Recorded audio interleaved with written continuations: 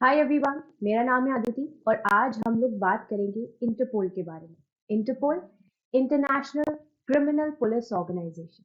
तो जैसा कि आप लोगों को पता है कि 18 से 21 अक्टूबर जो इसकी जनरल असेंबली है वो दिल्ली के अंदर आयोजित करी गई थी और ये पहली बार नहीं है, दूसरी बार हो रहा है।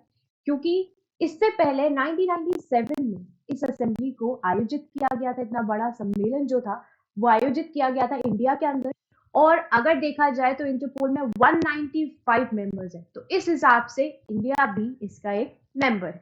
तो चलिए, मैंने आप लोगों के लिए इसमें इंपॉर्टेंट पॉइंट जो है वो मार्क कर दिए, जो कि आपके एग्जाम के लिए बहुत ज्यादा इंपॉर्टेंट हो गए। So let's get into it. तो फर्स्ट थिंग, जनरल असेंबली जैसे कि मैंने आपको बताया, जो कि आपकी इंटरनेशनल क्रिमिनल पुलिस ऑर्गेनाइजेशन की यानी कि इंटरपोल की रिसेंटली दिल्ली के अंदर हुई थी।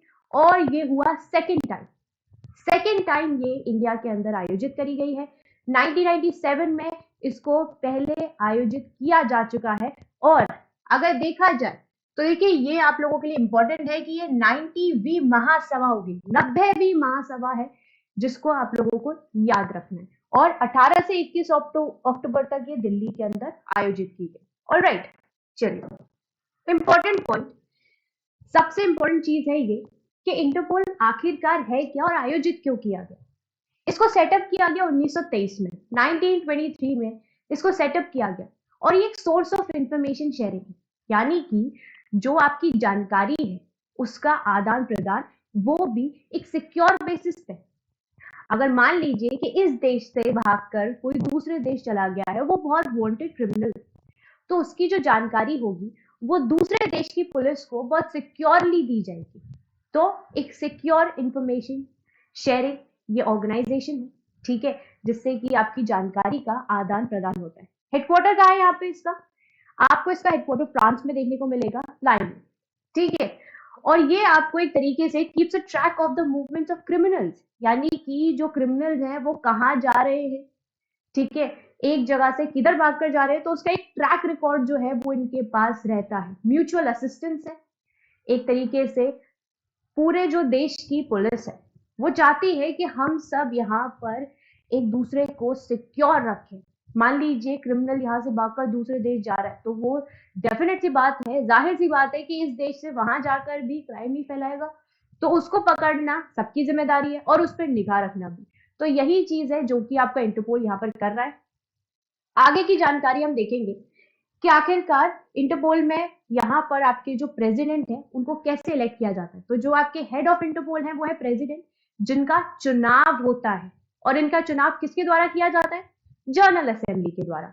अब देखिए, यहाँ पर इंटरपोल के अंतर्गत कौन कौन से ऐसे क्राइम्स हैं जिनको यहाँ पर ज्यादा वो इंपॉर्टेंस दी जाती है, जो कि है आपका साइबर क्राइम, टेररिज्म है, ड्रग ट्रैफिकिंग, ठीक है, और देखोगे आप फाइनेंशियल क्राइम है, इन्वायरमेंटल क्राइम है, ह्यूमन ट्रैफिकिंग।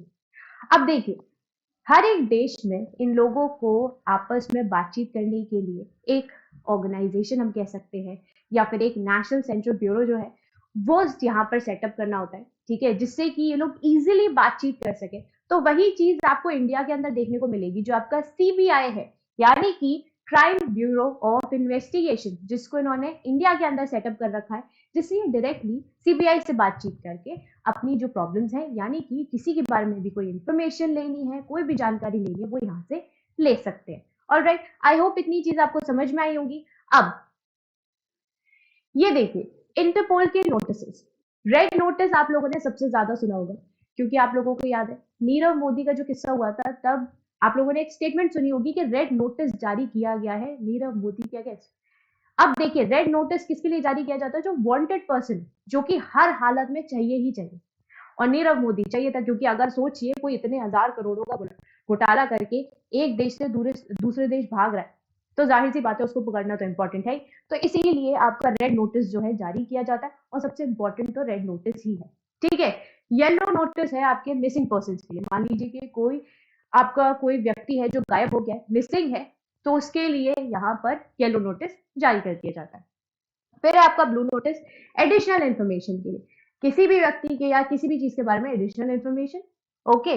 ब्लैक नोटिस है अनआइडेंटिफाइड बॉडीज, जो आपकी बॉडीज होती है जिनकी कोई पहचान नहीं होती है ना, कोई पहचान नहीं कर पा रहा है किसी डेड बॉडी की, तो उनके लिए यहाँ पर ब्लैक नोटिस जारी किया जाता है। ग्रीन नोटिस है वार्निंग और इंटेलिजेंस के लिए, ऑरेंज नोटिस आपका इमिनेंट थ्रेट के लिए है। बाकी देखिए ये सारे आपके एग्जाम के लिए इतने इंपॉर्टेंट है नहीं, जितना इंपॉर्टेंट है वो मैंने आपको बता दिया। आई होप आप लोगों को ये वीडियो अच्छी लगी होगी। सबसे इंपॉर्टेंट है समझ में आई होगी। अगर समझ में आई है तो डेफिनेटली आप इसको लाइक करें, शेयर भी कर दें अपने दोस्तों के साथ, जैसे कि आपको जानकारी मिल रही उनको भी मिले, है ना। और हम लोग मिलेंगे नेक्स्ट वीडियो में, तब तक के लिए bye bye everyone, take care, have a wonderful day.